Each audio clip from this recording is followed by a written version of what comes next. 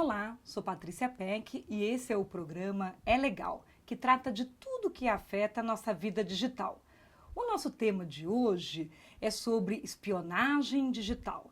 Será que estamos sendo monitorados?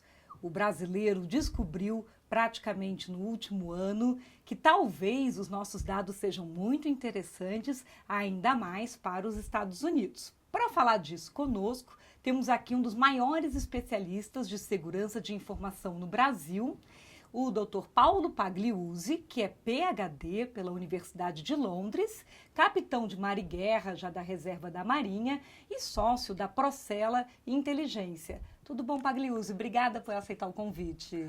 Tudo bem, Peck. Obrigado pelo convite. Uma honra estar aqui no seu programa. Então, esse assunto de espionagem deve estar te acompanhando aí bastante no trabalho, né? Quem Sem não dúvida. quer saber como se proteger de ser espionado? É verdade. Estou sendo assediado pela mídia nacional e internacional também. É um assunto empolgante. Já trabalho nisso há muitos anos. É bem interessante, realmente. E você que está nos assistindo, o que acha a respeito desse assunto de espionagem digital? Vamos ver o que o pessoal disse. A espionagem digital acho que é uma coisa que fere um pouco aí a segurança da informação da nossa nação, né?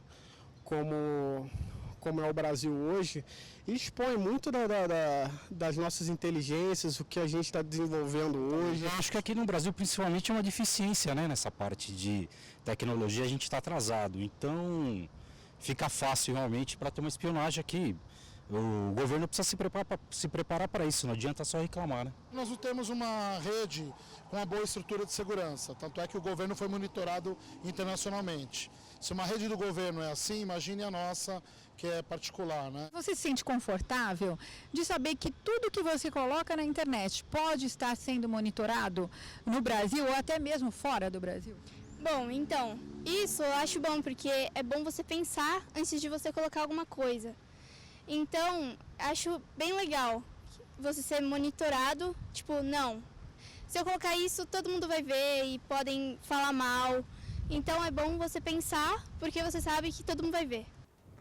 Bacana. Então, Pagliuzzi, você vê que pela opinião das pessoas dá uma sensação de surpresa, mas eu acho que o brasileiro, de uma forma geral, não cuida muito da sua segurança dos dados e coloca informação em qualquer tipo de serviço online, até essas nuvens gratuitas que acabam não gerando mais proteção. Sem dúvida. As redes sociais, sem dúvida alguma, são um grande ponto de acesso, né, de quem está interessado em coletar os assim chamados, né, dados de sinais abertos, né? É incrível o que as pessoas postam nas redes sociais de forma até ingênua, né, sem se dar conta de que estão revelando coisas que não deveriam. Conta mais um pouco como é que funciona esse tipo de ataque. É assim, o atacante, ele cria uma espécie de um avatar na internet, uma personagem fictícia e começa a gerar uma certa credibilidade porque esse personagem começa a tentar fazer parte, incluir na sua rede social, pessoas conhecidas, pessoas profissionais renomadas, e a partir daí eles começam a lançar os ataques, começam a obter informações desses profissionais, começam a obter uma série de dados assim que são muito mais fáceis de obter de maneira informal do que tentar fazer um ataque frontal e obter direto na corporação. E aí quem está nos assistindo, se quiser mandar uma dica, dar uma opinião, mandar um comentário, até contar um caso, será que pode contar algo assim, fui já espionado, não fui? Tem gente que é espionado até pela esposa ou pelo marido, né? A espionagem familiar também rola nessas horas. Então, anote aí os nossos contatos. falecom@programaelegal.com.br. E você acha, Pagliuzzi, que para a Copa do Mundo e para as Olimpíadas, esses grandes eventos, a gente vai ser mais espionado ainda? Peck, sem dúvida alguma.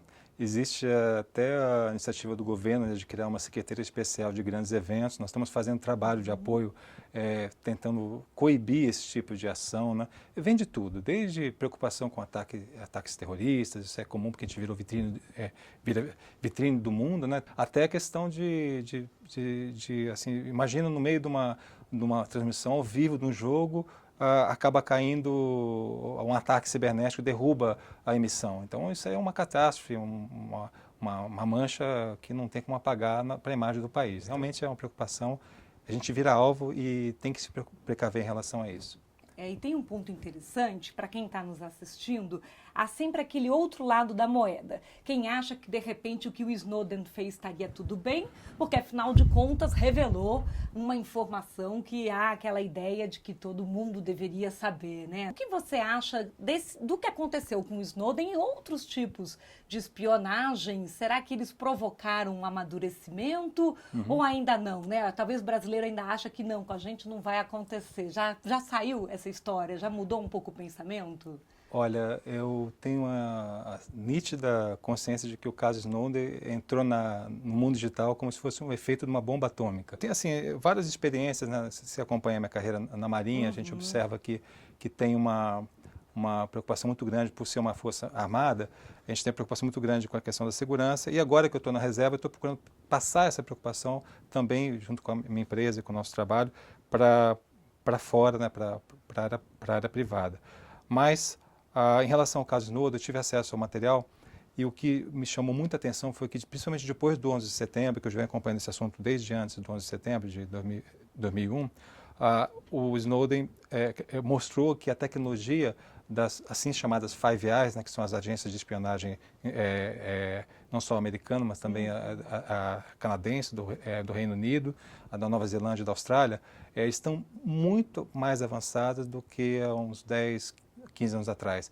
Eles tiveram muito mais recursos, tem centenas de milhares de pessoas envolvidas, tem bilhões, dezenas de bilhões de dólares envolvidos, e é um trabalho assim que você percebe que muita gente pensa, mas eu nunca vou ser alvo.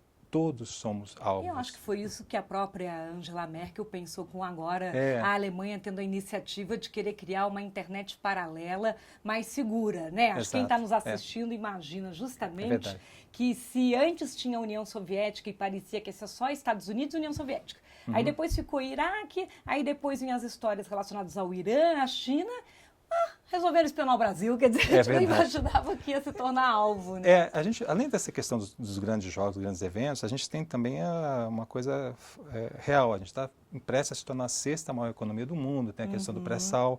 A gente observa que essa há um espionagem interesse... do pré-sal com certeza gera atenção, né? Muita, informação exato. privilegiada até para manipular ações na bolsa. São muitos bilhões de dólares envolvidos, tem muita coisa em jogo, muito interesse, principalmente econômico, né, envolvido, de nações.